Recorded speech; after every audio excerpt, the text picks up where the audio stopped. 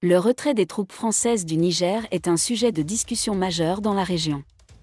Cela faisait suite au coup d'État militaire qui a renversé le président Mohamed Bazoum le 26 juillet 2023.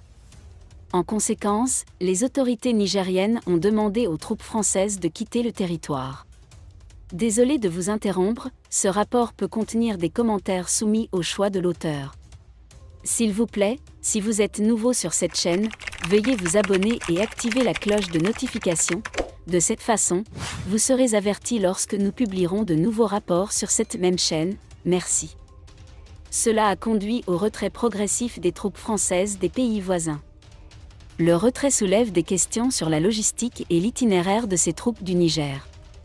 Le diplomate français Thierry Marchand a déclaré que le Cameroun pourrait jouer un rôle dans le transit de ses soldats.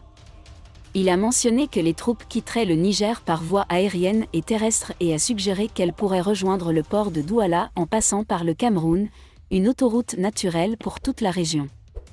L'accueil du président Paul Biya et de l'ambassadeur de France Thierry Marchand a montré l'importance des relations bilatérales entre la France et le Cameroun. Les deux pays partagent des liens historiques et coopèrent dans des domaines tels que la sécurité régionale, le développement économique et le partenariat culturel. La réunion a principalement porté sur des questions d'intérêt mutuel, mais les détails des discussions n'ont pas été divulgués. Mais cela montre que les deux pays continuent de travailler ensemble pour promouvoir la stabilité et le développement dans la région. Russie et Cameroun, de nouveaux détails sur le match émergent.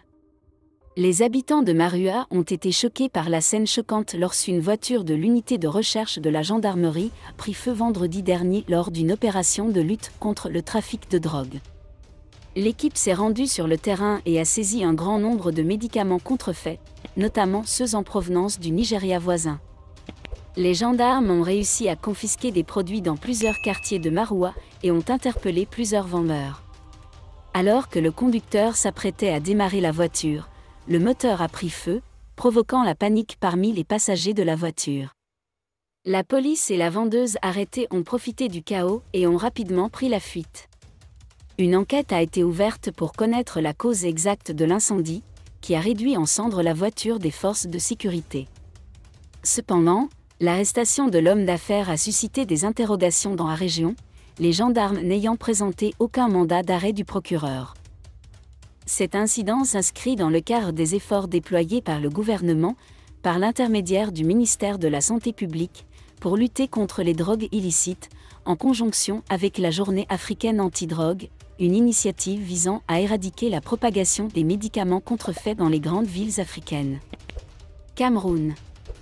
Le ministre de la Santé publique, Manaouda Malachi, a récemment souligné l'importance de cette lutte dans un communiqué.